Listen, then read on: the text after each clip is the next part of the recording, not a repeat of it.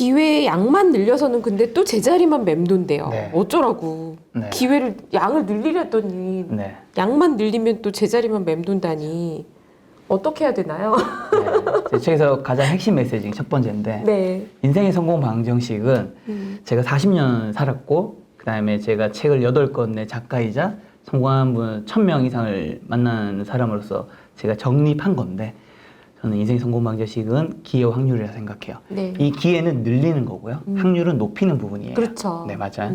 근데 이 기회라는 거는 이제 굉장히 많은 사람 중에서 일부가 기회를 늘리죠. 왜냐면 기회도 어쨌든 노력의 영역이니까. 일단 이분들은 박수를 쳐줄 만합니다. 근데 굉장히 많은 분들이 이 기회만 늘리는 거예요. 똑같이. 네, 똑같이. 이 기회를 늘릴 때마다 우리가 알아야 되는 건 어쨌든 결과값은 주어지거든요. 합격, 불합격, 뭐 성공, 실패. 그러면 거기서 성공했다라는 거는 그 방식을 바꿀 필요가 없는 거겠죠. 그렇죠. 그대로 가면 되는 거죠. 근데 거기서 내가 실패나 불합격을 했다는 거는 내가 지금 뭔가 잘못됐다라는 거잖아요. 결과값이 잘못됐으면 가정을 바꿔야 되는 거잖아요. 네. 이걸 바꿔야지 내 확률값이 높아지는 거잖아요. 당연한 거죠, 이거는. 근데 그걸 안 높이고 계속 똑같은 방법으로 시도를 하고 있는 거죠. 그러면서 나중에 세상이 뭔가 나한테 운을 안 주고 잘못됐다고 얘기하는 거는 앞뒤가 좀 맞지 않는 말이라는 거죠. 맞아요. 뭔가 네. 이제 열심히 하는데도 잘 안 네. 될 때는 방법을 바꾸던가 그렇죠. 그런 게 필요한데 이게 되게 무서운 게 이 네. 시도를 늘리면서 이 결과값에 대한 확률값을 안 높이잖아요. 네. 사실 이 시도는 내 노력의 영역이거든요. 성실성의 영역이에요. 성실성. 내가 열심히 하면 시도할 수 있는 거예요. 그렇죠. 근데 이게 결과값이 너무 쌓이면 나중에는 시도를 할 수가 없습니다. 그러니까 결국 시도라는 건 세상이 나한테 기회를 주는 건데 그 기회를 안 줘요. 예시를 들게요. 팀장님이 직급이 팀장이니까 밑에 직원들이 있는 거잖아요. 네. 뭐 사원 데리겠다고 칠게요. 그 사원이 왔는데 팀장이 너무 너그러운 분이셔서 한 5번 실패했어요. 계속 실패를 합니다. 10번까지 실패했어요. 진짜 너그러서. 근데 그 다음에 이제 11번째인데 중요한 프로젝트예요. 그 사원이랑 같이 안 하겠죠. 절대 안 합니다. 네. 왜냐면 회사에 피해가 가니까. 그냥 그 친구는 이 시도만 높일 때 확률값을 안 높이면 제일 치명적인 문제는 나중엔 시도를 할 수가 없어요. 나중에 내 성실성으로도 시도가 안 늘어나져요. 근데 내가 만약에 확률값만 잘 높이잖아요. 시도를 몇 번 했을 때, 복귀를 제대로 해서 그걸 가정이 잘못된 걸 깨닫고 잘해서 성공값을 높이면 네. 정말 재밌는 사실은 기회값이 너무나도 그냥 자연스럽게 늘어나요. 제가 처음 서울에 올라왔을 때 30살에 고시원에 살았거든요. 한 2평 정도 됐던 것 같아요. 네. 그때 저는 약간 마음속으로 그런 생각을 많이 했어요. 왜 세상이 나한테 기회를 별로 안 줄까? 나 이렇게 되게 열심히 살고 있는데 왜 나한테 더 좋은 자리, 더 좋은 기회 안 주지? 막 한탄도 하고 그런 마음이 있었죠. 누구나 그럴 그렇죠. 거예요. 근데 제가 요즘에 사실 이제 구독자가 좀 많아지고 책도 많이 내고 좀 잘 되면서 되게 무서운 거는 제가 가만히 있는데 계속 메일이 와요. 뭔가 제안이 와. 그걸 보면서 저는 기분이 좋은 게 아니라 30살에 저한테 되게 약간 솔직히 좀 미안한 마음이 들어요. 야, 이 30살 때는 기회를 그렇게 찾았는데 기회를 안 주는데 지금은 어떻게 보면 제가 학력값이 이때보다 훨씬 좋다 보니까 세상에 이렇게 막 기회를 주는 거예요. 다 쳐낼 수도 없을 정도. 30살의 김 작가야, 너 너무 용 쓰고 애썼다. 그래서 느끼는 게 세상에 기회가 없는 게 아니라 기회가 독점되고 있구나. 기회가 가점되고 있구나. 누군가가 다 가져가고 있구나. 그러면서 제가 여러분들한테 드리고 싶은 말은 사회 초년생일수록 당연히 이 시도를 늘리면서 기회 양을 늘리는 거 너무 첫 번째 단계예요. 근데 이때 내가 그 결과값이 안 좋다면 제발 이 학력값을 제발 높이신다면 이 학력값을 높이는 것만은 우리들의 인생이 훨씬 나아질 수 있다. 맞아요. 네. 운을 부르는 말이 있다고. 네. 나는 운을 부르는 말을 하고 있는 사람인가. 네. 저는 이 부분도 좋았어요. 첫 번째는 긍정적인 말. 그쵸. 이거는 이제 되게 상식적인 얘기이기도 그쵸. 하죠. 긍정적으로 말해야 나한테 복이 온다. 맞습니다. 근데 두 번째는 겸손한 말이었어요. 네. 저는 이게 조금 의외였달까요? 네. 이거는 이제 그 환경적인 요소를 좀 고려해야 되는 건데요. 네. 한국 사람이 이제 실리콘밸리에서 일을 할 때는 네, 너무 겸손하지 않으셔야 돼요. 맞아요. 제발 자기 PR을 하셔야 됩니다. 서양인은 그걸 좋아해요. 그쵸. 제가 이제 실리콘밸리 일하는 제 지인들 몇 명 있는데 한국인들이 일을 잘하는데 너무 자기 PR을 못한다. 맞아요. 그걸 잘해야 한다 얘기를 하는데 한국에서는 그러면 돌 맞습니다.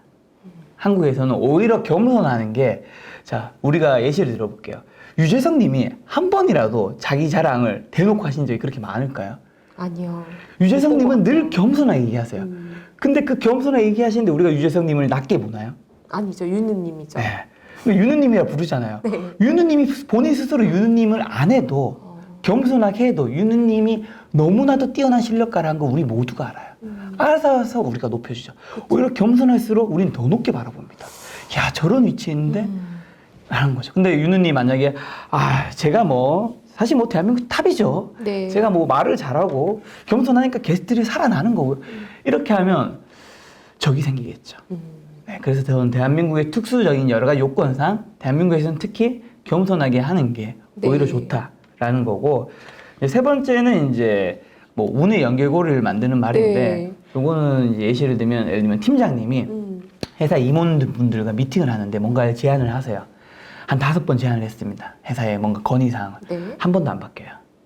그럴 그러면 수 이제 있죠. 다음번에는 제안을 안 하겠죠. 그렇죠. 네. 입을 꼭 다물죠. 그렇죠. 마찬가지로 팀장님 밑에 직원분, 아래 직원분도 뭔가 제안을 해요. 근데 스쳐 지나가듯이 뭔가를 이야기를 했어요. 근데 뭐 우리 팀에 회식할 때는 뭐 이제 술이 아니라 뭐 그냥 커피 한 잔 마시고 싶은데 그냥 얘기한 거예요. 네. 근데 사실 우리가 은연스레 자기 마음속에 있는 얘기를 하잖아요. 그렇죠. 근데 늘 또 계속 회식이 막 술만 해요. 그러면 이제 어떻게 보면 그때 그 순간에 임원분이 팀장님의 말을 듣고 회사에 뭔가를 바꿨다. 그 다음에 팀장님이 팀원 이야기를 듣고 회식 문화를 술이 아닌 뭐 카페 티로 바꿨다. 그러면 임원들은 이게 뭔가 통용되고 있구나. 내가 뭔가 더 제안을 해야 되겠구나. 그런 생각이 들면서 뭔가 성장할 수 있는, 저는 운의 연결고리가 만들어진다 생각하거든요. 앞에 말씀드린 첫 번째 긍정적인 말, 겸손의 말, 그 다음에 연결고리인데, 사실 이런 것들은 되게 단순할 수 있어요. 특별하지 않은 걸 수 있는데, 책에 굳이 넣었던 이유는 돈을 버는 거에서 제일 중요한 것 중에 하나는 복리라고 하잖아요. 그렇죠. 사실 이 말하는 것도 습관이라서 계속 반복되거든요. 그러니까 긍정적인 말을 하시는 분은 계속 긍정적인 말을 해요. 맞아요. 부정적인 말을 안 될 거야, 그런 거 하지 마. 맨날 그런 얘기 합니다. 그러니까 이걸 한번 잘못 정립되면 계속 복리처럼 쌓이기 때문에 저는 그런 걸 한번 돌아봤으면 좋겠다. 네 번째도 있어요. 하지 않아도 될 말을 하지 않는 것. 그렇죠. 네, 제가 사실 이 대목에서 뜨끔했던 것 같아요. 그렇죠. 이게 진짜 어렵다. 보통 그런 말 많이 하지. 내가 너 생각해서 하는 말인데 그런 말 하지 마세요. 그런 생각 마음속에 조금이라도 들었으면 하지 마. 그러니까 제가 자기계발서 책을 내다 보니까 아무래도 사람들의 인생과 그다음에 성장에 관심이 많잖아요. 네. 제가 30대 중반까지 주변에 있는 동생 후배들한테 진짜 조언을 많이 해줬어요. 진짜 그들을 생각해서 해준 그쵸, 말이에요. 그쵸. 그러면서 또 어떨 때는 내가 더 생각해서 하는 말인데 해줬는데, 제가 지나서 생각해 보니까 그냥 제가 하고 싶었던 말입니다. 아니 근데 직업상 지금도 네. 강연도 많이 하시고 자기계발서를 계속 써오셨으니까. 근데 지금은 그때와 달라진 건 있어요. 그 동생의 지인이 저한테 묻기 전에 얘기 안 합니다. 그냥 그들이 먼저 요청을 했을 때, 요청하기도 전에 제가 얘기하는 거는 사실은 꼰대가 될 확률이 굉장히 높습니다. 그냥 안 물어봤잖아요. 그러니까 질문이 있어야지 대답이 있는 건데, 내가 대답부터 한다는 건 사실은 대답이 아니라 내가 하고 싶은 거죠. 그냥 그걸 좀 줄이고, 정말 너무 가까운 사이라면 그렇게 먼저 해도 되지만, 그게 아니라면 그분이 이제 좀 물어봤을 때, 조언을 구했을 때, 네. 그때 답한다면 이분은 좀 더 마음이 열려 있겠죠. 작가님께서 이 명함에 이런 거 쓰셨어요. 또 지금처럼 살거나 지금부터 살거나. 제가 이걸 딱 보고 두 번째 문구에서 지금부터 살거나, 이게 너무 저는 와닿았어요. 왜냐면 지금까지의 삶에 뭔가 불만족이 있거나, 그렇죠. 맞습니다. 그렇다면 내가 뭔가를 바꿔서 지금부터 살아야겠구나, 이런 느낌. 근데 어떻게 이런 문장을 또 쓰셨어요?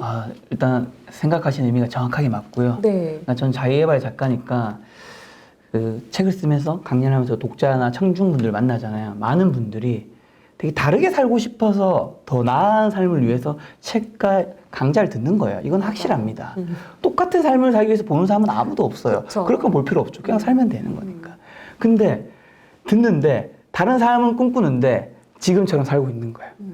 저는 이 원인과 결과가 안 맞는 것들이 되게 많다고 생각하거든요. 맞아요. 그러니까 이 원인과 결과를 맞춰야 되는 건데, 그러니까 내가 지금부터 뭔가 다른 삶을 살고 싶으면 지금부터 뭔가 다른 것들, 그러니까 인풋 값을 바꿔야 되는 건데, 인풋 값을 바꿔야, 내 삶이 더 나아질 수 있는, 그런 걸 바꿔야 되는 거죠. 그러니까 그게 이제 좀 더 나은 삶을 살기 위해서 노력을 해야 되는 거죠. 그러니까 그게 좀 더 나은 삶을 살기 위해서 노력을 해야 되는 거죠. 아웃풋이 달라지는 건데 아웃풋은 기대하면서 계속 나는 지금처럼의 삶을 살고 있다면 전 어떤 자기 개발을 해도 의미가 없다. 그래서 지금처럼 살거나 지금부터 살거나. 그럼 작가님께서는 뭔가 지금 좀 뭔가를 바꿔야겠어라고 네. 생각하실 때 좀 너무 이게 내가 매너리즘에 빠질 것 같아 이런 기분이 들 때도 있으시죠? 사람인데. 있죠. 그럴 때는 어떻게 하세요? 일단은 저희가 가진 것들을 최대한 객관적으로 보려고 해요. 일단 예를 들면 저의 입장에서 문제를 바라보죠. 예를 들면 뭔가 잘 안 되고 있어요. 그럼 이거를 저 혼자서 이거 왜 잘 안 됐을까? 막 예를 들면 유튜브 조회수가 잘 안 나왔다 칠게요. 그럼 저 혼자 계속 봐요. 다른 영상, 다른 채널들도 봐요. 분석을 하면서 저만의 결론을 내리죠. 그 다음에 적어놔요. 자, 이게 지금 잘 안 되고 있는 이유는 1번 이유, 2번 이유, 3번, 4번, 5번 이유가 있을 거라 생각을 합니다. 자, 이게 첫 번째. 두 번째는 주변 사람들한테 물어봅니다. 주변 사람들한테 물어보고, 야, 내가 지금 이런 지금 고민들이 있는데 어떻게 생각해? 물어봐요. 그럼 주변 지인들이죠. 두 번째 집단. 세 번째 집단은 주변에는 또 전문가들도 있을 수 있잖아요. 또 전문가한테 물어봐요. 너는 어떻게 생각해? 저 유튜버라면 지인한테 물어보고 그 다음에는 유튜버 지인들이 있을 거냐. 이게 왜 안 되고 있을까 물어봐요. 그 세 개를 합쳐가지고 제가 나름대로 지금 내 채널 뭔가 안 되고 있다. 아니면 내가 지금 성장을 못하고 있다. 1번, 2번, 3번, 4번, 5번을 딱 정립해놓고 이제 그걸 하나씩 바꾸죠. 그러니까 어쨌든 이 원인 값을 뭔가 알아야지 결과 값을 바꿀 수 있는 거니까. 재테크도 방송을 많이 하시잖아요. 그쵸. 재테크에도 직접 공부도 하시고 많이 하시나요? 개인적으로도? 맨날 방송 찍는 게 사실 공부이죠. 뭐 예를 들면 게스트분이 출연하시면 예를 들면 뭐 존니 대표님, 메리츠 자산의 대표님 출연하시면 존니 대표님이 출간하신 책과 영상을 보고 질문지를 만들고 이제 그걸 인터뷰하니까 그 자체가 실제로 공부이기도 하고 물론 이제 작년에 이제 주식 상승장이었긴 했지만 어쨌든 저는 작년부터 올해까지 그분들의 옆에서 이제 가해를 받았기 때문에 어떻게 보면 그래서 수익률도 뭐 나쁘지 않은 편이에요. 직접 주식 투자도 하시는 거세요? 네, 저는 지금 주식 비중이 자산에서는 이제 부동산 한 채를 뺀다면 90% 정도 됩니다. 우와, 네. 엄청 적극적인 투자자신데요? 자산 배분 측면에서 보자면? 그렇죠. 근데 네. 이제 그 자산 배분이라는 게 사실 주식과 부동산 뭐 여러 가지 자산 배분을 하는 것도 중요하지만 자기가 잘 아는 걸 하는 것도 중요하잖아요. 그렇죠. 제가 부동산 너무 모르거든요.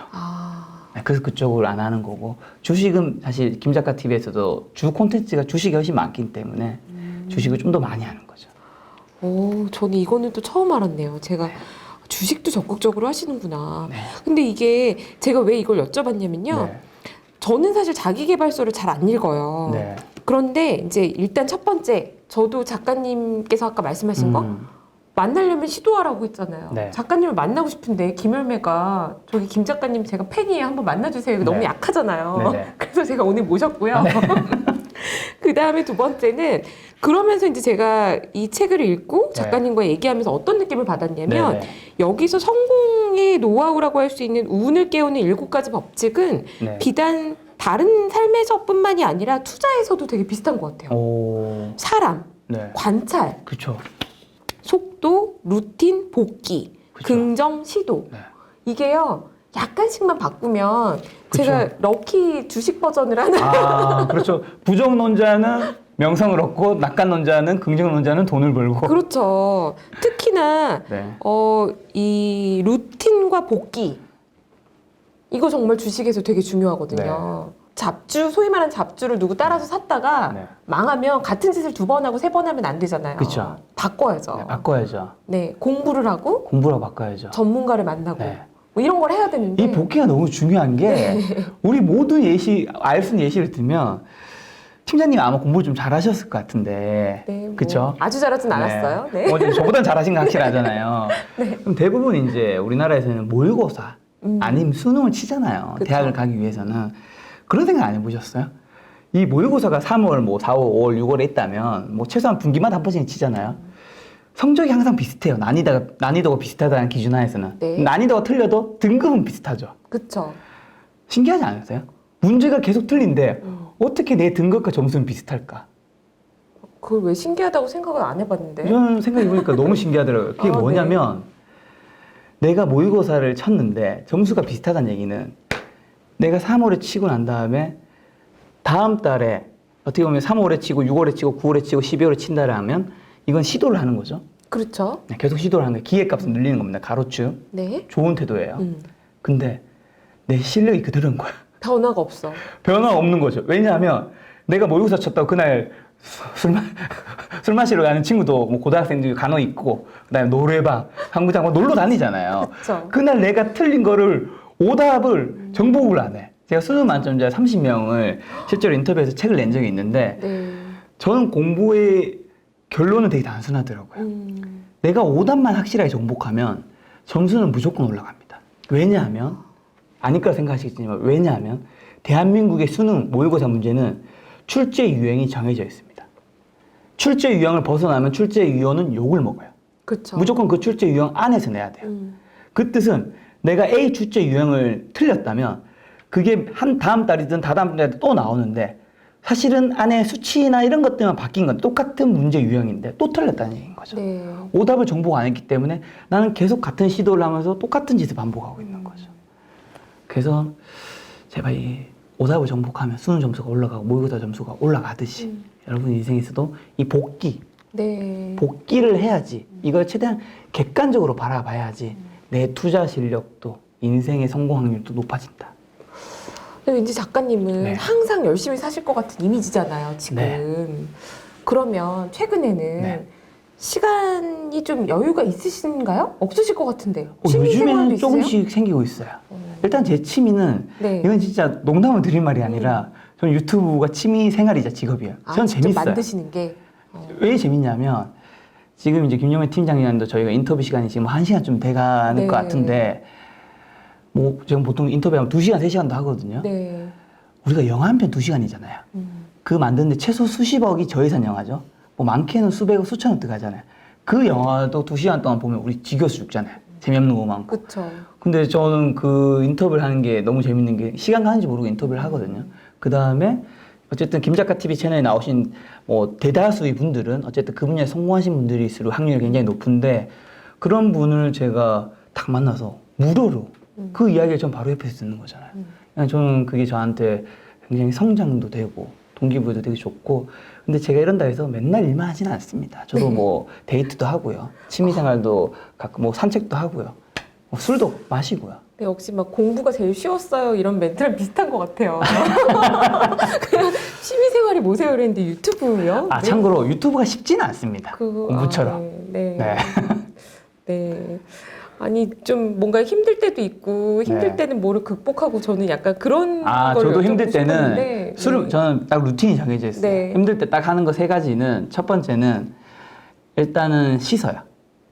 저 샤워하면 약간 치유된 느낌이 있어요. 그냥 각자의 루틴 다른 거니까. 그쵸, 그냥 저만의 정한 거죠. 두 번째는 이제 폭식을 합니다. 그렇게 안 보이시죠? 살 되게 많이 쪘어요. 안 보여서 이 화면 밑에 안 보여서 그래. 네. 그다음 세 번째는 이제 잡니다. 좀 인간적이다 이제. 네, 너무 진짜 극도의 스트레스 받을 때가 있거든요. 저도 예를 들면 책을 냈는데 책이 기대만큼 안 될 때 있잖아요. 그건 그냥 자요. 네. 이 3가지 루틴을 통해서 좀 저도 그 다음에 뭐 진짜 너무 힘들면 술도 세게 마시고. 그럼 작가님께서는 이미 지금 90만 유튜버시니까 이런 얘기도 많이 들으실 것 같은데 100만은 뭐 금방 가실 것 같고. 아마 12월쯤 생각하고 있습니다. 이미 타임라인에 목표도 있으시고. 왜냐면 이제 그 수치가 나오니까요. 월별 구독자 수가. 이제 예측하고 계신 거죠, 이렇게. 12월쯤에 100만 가시고. 네. 그러면 그 이후에는 어떤 꿈이 있으신가요? 아, 근데 사실 저는 지금 옛날에는 그 30살 초반만 해도 제가 굉장히 성취지향주의였거든요. 결과주의였고. 네. 그러니까 왜냐면 서울에 30살 올라와서 고시원에 사는 청년이 왜 올라왔겠어요. 그 힘든 환경에서. 네. 성공하고 싶으니까 올라왔겠죠.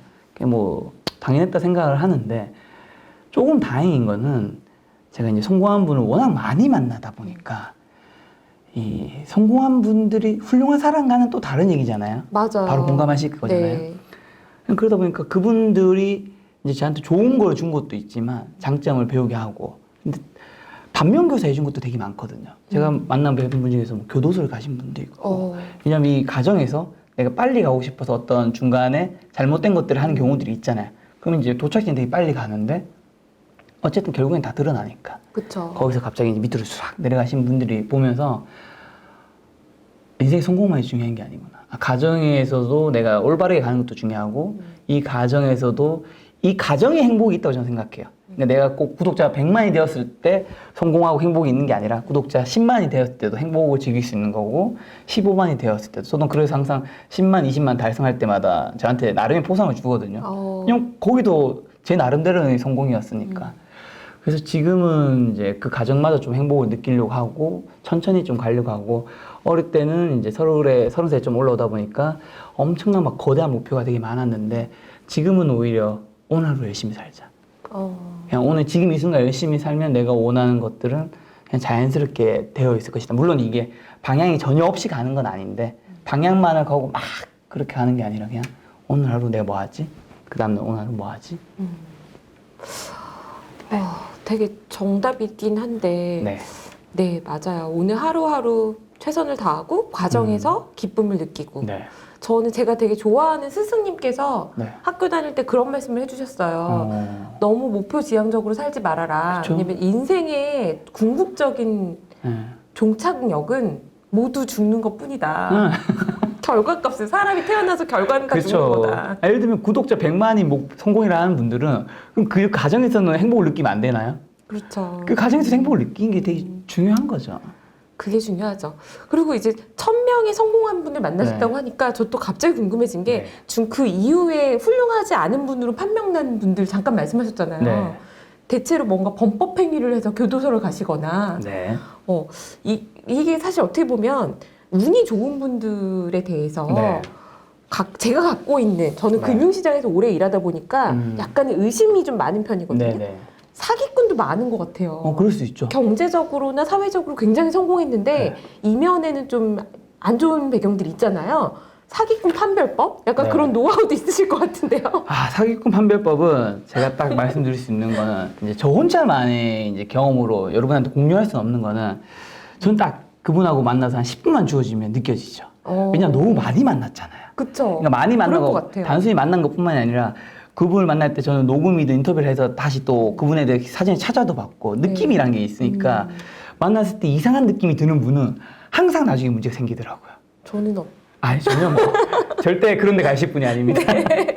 어쨌든 그건 이제 저의 느낌인데 여러분한테 이거를 그냥 전달한다면 사람을 만나는 연습을 좀 많이 하다 보면 그거는 이제 보이죠, 자연스럽게.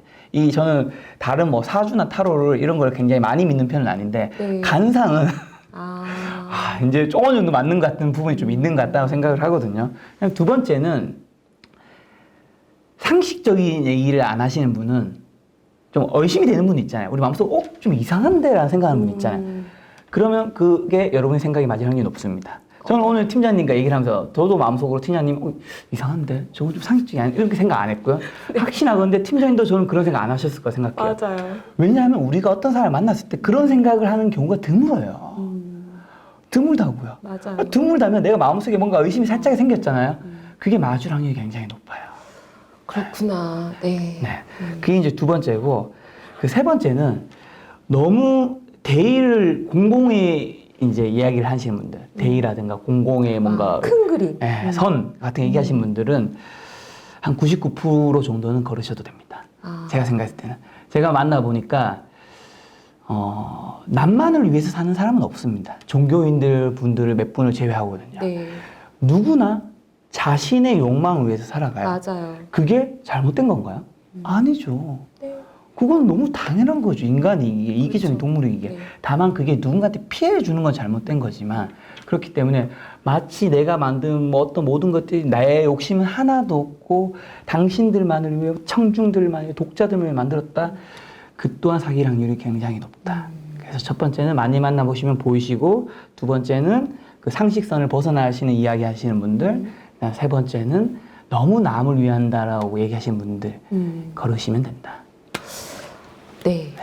오늘 이 7가지 법칙을 다 다루지는 못했는데요. 제가 이제 인상적이었던 부분들 위주로 얘기를 하다 보니까 작가님께서 꼭 하고 싶으신데 제가 빼먹은 부분이 꼭 있을 것 같아요. 너무 많을 것 같지만 하나만 첫 뽑으시면 번째는 아까 말씀드린 이제 인생의 성공 방정식 기회 확률이다 말씀드렸고 두 번째는 제가 이제 책에 적혀 있는 문장이랑 제 독자 리뷰를 합쳐서 제 핵심 메시지를 하나만 전달드리면 운은 준비된 자에게 온다. 준비는 노력한 사람의 것이다. 노력은 나의 선택에 따른 것이다. 그 선택은 결국 내가 하는 것이다. 결국 운은 나 자신이기에 나를 돌아보고 내 안에 잠든 운을 깨우는 7가지 법칙을 깨달으시기 바랍니다라가 메시지인데, 저는 운이 대부분은 선택이라고 생각을 해요. 네. 그리고 그 선택은 대부분 나 자신이 하는 거잖아요. 물론 우리가 통제할 수 없는 운들이 너무나도 많이 있죠. 맞아요. 그런 것들은 어차피 통제할 수 없는 거잖아요. 내버려 두자 이거죠. 그럼 이제 좋은 운과 나쁜 운을 부르는 선택들이 아예 없지 않잖아요. 그렇죠. 예를 들어 지금 오늘 제가 이제 팀장님과 촬영인데, 만약 점심시간에 밥을 먹는데 갑자기 술이 너무 땡기네. 그래서 술을 시켰다고 칠게요. 네. 한 3병은 시켰어, 소주를. 시킬 수 있죠? 그렇죠. 네. 왜냐면 뭐 여기 촬영 오기 전에 술을 마시지 말아야 된다고 계약 쓴 데가 불법 없으니까. 아니거든요. 불법 아니니까. 그럼 촬영을 제대로 할 수 있을까요? 힘들겠죠. 촬영이 엉망이 되겠죠? 그럼 팀장님이 저에 대한 선입견이 생기겠죠? 네. 인식이 안 좋아지겠죠? 그리고 술 냄새가 나겠죠? 뭐 이 사람 뭐야? 그럼 이게 과연 좋은 운을 부르는 행동인가? 나쁜 운을 부르는 행동인가? 예를 들어 오늘 촬영이 끝나고 제가 집에 돌아가는데 차를 만약에 타고 왔다고 칠게요. 근데 근처에서 강화문에서 친구랑 술을 마실 일이 있었습니다. 돌아가는 길에 강화문에서 마포 우리 집 가까우니까 차 타고 가자. 갔어요. 가는 길에 단속에 걸렸네. 단속에 걸려서 제가 마음속으로 생각을 하겠죠. 그 큰 길로 가지 말고 그 좁은 길로 갔을 걸. 네. 운이 나빴다. 요즘 뭐 코로나 시대인데 왜 단속까지 할까? 그러게. 뭐 이렇게 생각할 수 있겠죠. 왜 이런 날 단속하고 난리야? 네. 뭐 이런. 근데 그게 정말 운이 나쁜 건가? 아니죠. 내가 선택을 한 거죠. 왜냐면 내가 술을 마시고 차를 운전한다는 거는 내가 음주운전에 단속에 걸릴 확률도 높죠. 사고를 낼 확률도 높죠. 일단 법적으로 잘못된 거죠. 이거는 내가 나쁜 길로 들어간 거잖아요. 네. 그러니까 저는 세상에 이런 경우의 선택들이 너무 많다고 생각을 해요. 시험 전날인데 너 기분에 취해서 술을 펑펑 마신다든가, 중요한 승진 시험 날, 뭐 시험 전날, 아니면 지인들과 어떤 뭐든지 이 악수와 좋은 운을 선택할 수 있는 코스가 있는데 꼭 악수를 선택한 사람들이 있어요. 그렇죠. 보면 예시를 하나 들어드리면 뭐 나쁜 남자, 나쁜 여자를 만나서 힘들어하시는 분이 있어요. 네. 근데 꼭 다음번에도 그 다음번에도 나쁜 남자, 나쁜 여자를 만나. 또 만나. 처음에 거기서 이제 만난 분들은 꼭 그런 상황이 좀 반복되더라고요. 그리고 또 힘들대. 맞아요. 아니 이게 운이 없는 겁니까? 나는 왜 나쁜 남자를 만났을까? 왜 난 나쁜 여자를 만났을까? 본인이 선택을 한 거죠. 맞아요. 네, 저는 운의 다른 말은, 우리가 바꿀 수 있는 운의 다른 말은 선택이라고 생각해요. 그래서 여러분들이 선택을 잘해야 되는데 그 선택을 잘하려면 실력이 있어야 되죠. 맞아요. 주식도 매수, 매도, 아니면 사지 않는다. 뭐 이런 것들이 선택지는 사실 많지 않잖아요. 그렇죠. 근데 누군가는 그 최고점에 사고, 누군가는 최저점에 사죠. 선택지는 똑같이 나와 있어요. 네. 근데 그거를 볼 수 있는 거는, 어느 게 정답인지 알 수 있는 거는 실력이겠죠. 그래서 저는 여러분들이 좋은 운을 부를 수 있는 선택하셨으면 좋겠고, 좋은 선택을 할 수 있는 실력을 쌓으셨으면 좋겠다. 그리고 실력을 쌓으려면 준비가 되어 있어야 된다. 네. 너무 맞는 말씀이시고, 사실 이게 네. 주식 투자 조금 말씀하셨는데 주식에서 진짜 비슷한 게요. 네. 시도를 여러 번 하셔야 되는데 네. 그 대표적으로 안 좋은 사례가 나쁜 남자 계속 만나는 것처럼, 네. 나쁜 남자 나쁜 여자 만나는 것처럼 자꾸 테마주, 뭐 약간 이제 급등주 이것만 자꾸 한 번 실패했는데 또 들어가. 그러면서 주식을 하면 안 된대. 이런 거. 근데 네. 주식 같은 경우 투자는 저는 인생이 전반적으로 막 비슷한 게, 그렇죠. 시도를 여러 번 하려면 네. 한 번에 너무 몰빵하는 것도 되게 위험해요. 네. 주식만 그런 게 아니라 맞습니다. 목숨 걸고 뛰어드는 일은 그만큼 신중하고 맞아요. 준비가 돼 있어야죠. 그렇죠. 오징어 게임 보셨어요? 네, 봤어요. 많은 분들 보셨을 텐데 그 주인공 이정재가 나오잖아요. 스포를 하지 않겠습니다. 근데 우리가 이정재를 보면서 처음부터 중반까지 계속 고구마 먹은 느낌이 들 거예요. 마음속으로 무슨 생각이 들었을 거냐면, 왜 저 선택을 하지? 그치. 왜 저 선택을 또 하지? 왜 또 그 선택을 하지? 계속 악수를 선택하는 거죠. 맞아요. 네. 운을 높이려는 이 7가지 원칙을 네. 잘 기억해 두고, 사실은 하지 말아야 되는 것만 잘 피해도 그렇죠. 중간은 가지 않을까. 맞습니다. 하지 않아야 될 말만 하지 않아도 중간도 갑니다. 근데 오늘 또 방송 찍으면서 또 중간에 하지 말아야 될 말 해가지고 또 이상한 거 있지 아닙니다. 않았나? 저야말로 말을 너무 많이 하지 않았나. 그런 생각이 드네요. 저는 작가님 만나뵈서 너무 네. 영광이고, 아이, 참. 90만이 아니라 100만, 네. 200만. 네. 그 이후에도 네. 쭉 가시는 거죠? 저는 뭐 100만 이후로는 네. 사실 구독자 수로는 목표는 없고요. 충분히 만족하고요. 그 이후로는 200만 안 가도 괜찮습니다. 정말로. 아니 그 정도의 의외네요. 네. 행복을 못 느끼면 그 정도 행복을 못 느끼는 것도 불행한 거 아닐까요? 저는 그렇게 생각을 해요. 맞아요. 네. 아까 폭식 말씀하셨는데 배가 터질 만큼 먹으면 안 되니까 그렇죠. 적당한 폼폼함감. 네. 네. 그리고 연하 인포맥스도 다른 채널도 같이 가야죠. 네. 작가님께서 평생에 제일 그 인생의 내 인생의 책이다. 네. 라고 추천해 주실 만한 책이 혹시 있으세요? 사실 제가 당연히 직업이 작가이기 때문에 책을 되게 많이 봤는데 제 인생의 책이라고까지 추천드릴 수 있는 거는 솔직히 아직은 발견하지 못한 것 같아요. 그러니까 물론 투자에서는 제가 지금까지 본 책 중에서는 월가 영웅 책이 제일 좋았는데 그 외에 전체 책으로 통틀어서 얘기한다면 그게 아직까지 없다고 생각하는 게 제가 이제 많은 작가분들도 실제로 만날 일이 있을 거잖아요. 네. 그럼 특히 만약에 자기 개발로 한다면 책과 사람이 다른 경우를 너무 많이 봤거든요. 그러니까 책에는 막 너무 당연히 어떤 책이 나쁜 말이 적혀 있겠어요. 그쵸? 다 좋은 말로 가득하죠. 근데 실제로 그런 분이 아닌 경우를 너무 많이 봐서 그러니까 저는 책이라는 거는 사실 어떤 미사 여구가 적혀 있어서 좋은 책이 아니라 뭔가 사람들한테 깨달음을 주는 것도 되게 좋은 책이 조건이지만 그 두 번째는 과연 작가가 그렇게 살고 있는가 이거든요. 저도 아직 뭐 이 책을 낸 만큼 제가 못 살고 있다고 생각하기 때문에 앞으로도 제가 책을 내고자 하는 목표는 책과 제 인생이 똑같은 삶 그냥 그런 거를 추구하고 있기 때문에 아직 제 인생의 책을 찾고 있는 과정이기도 하고 제 인생의 책을 쓰고 있는 과정이기도 한 것 같아요.